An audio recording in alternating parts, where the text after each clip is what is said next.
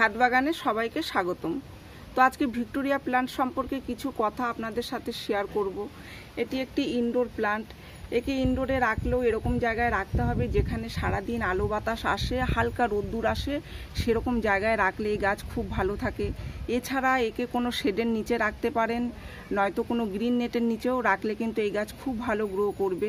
এই গাছ লম্বায় প্রায় 4-5 ফুট মতো লম্বা হয়। যখন দেখবেন অতিরিক্ত লম্বা হয়ে গেছে, যদি লম্বা করে রাখতে না চান তাহলে কি করবেন, এই রকম সাইজ মতো কেটে নেবেন।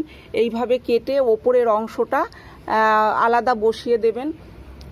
1 ভাগ কোকোপিট আর 1 ভাগ ভার্মি কম্পোস্ট মিশিয়ে ওপরের অংশটা বসিয়ে দিলে একটি নতুন গাছ তৈরি হয়ে যাবে। আর নিচ থেকেও দেখবেন কুশি বের হয়ে এখান থেকেও একটি নতুন গাছ তৈরি হয়ে যাবে। তো এইভাবে এক থেকে অনেক গাছ তৈরি করা যায়। আবার কখনো দেখা যায় যে এই গাছের গোড়া থেকে এমনি এর কুশি বের হয়ে কিন্তু চারা তৈরি হয়ে যায়। তো আমার এতে এখনো বের হয়নি। এই গাছের বয়স প্রায় 7-8 মাস হয়ে গেল, একদম ছোট থাকতে নিয়ে এসেছি। এই গাছ রাখা খুবই সহজ। এই গাছ বছরের পর বছর আপনারা রাখতে পারবেন বাড়িতে।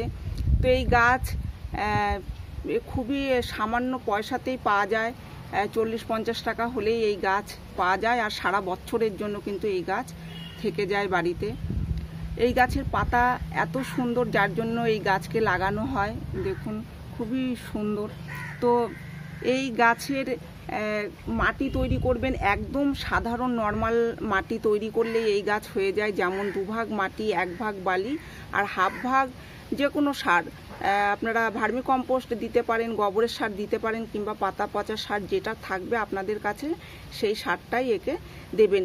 এর জল দেবেন যখন দেখবেন যে এর মাটি, উপরের মাটি এরকম শুকিয়ে এসছে, তখনই একে জল দেবেন। একদম ভিজে থাকতে জল দেবেন না, তাহলে এর গোড়া পচে যেতে পারে।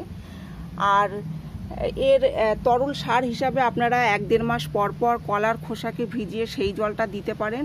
তা না হলে 1 মুঠো গোবরের সারকে সকালে ভিজিয়ে বিকেলেও সেই জলটা আপনারা এই গাছে ব্যবহার করতে পারেন। তো এই গাছের সেরকম আর কোনো মেনটেন নেই। তাই আজকের মতো এই পর্যন্তই। যদি আমার এই ভিডিও আপনাদের ভালো লেগে থাকে তাহলে অবশ্যই একটি লাইক করবেন, শেয়ার করবেন, কমেন্ট করে জানাবেন, আর আমার এই চ্যানেলটিকে সাবস্ক্রাইব করবেন। আপনারা গাছ লাগান, ভালো থাকুন, সুস্থ থাকুন। দেখা হবে পরের ভিডিওতে।